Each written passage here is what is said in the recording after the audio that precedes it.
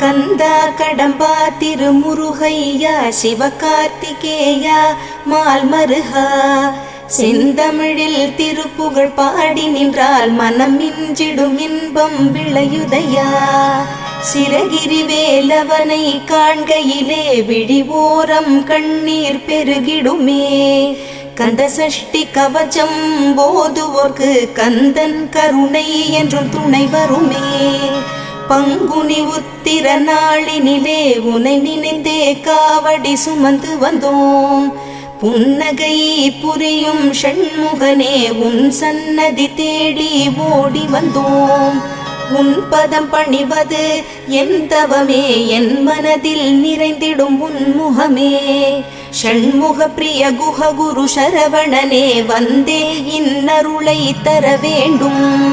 தென்பழனி மலையில் ஆண்டி முகம் சென்னிமலை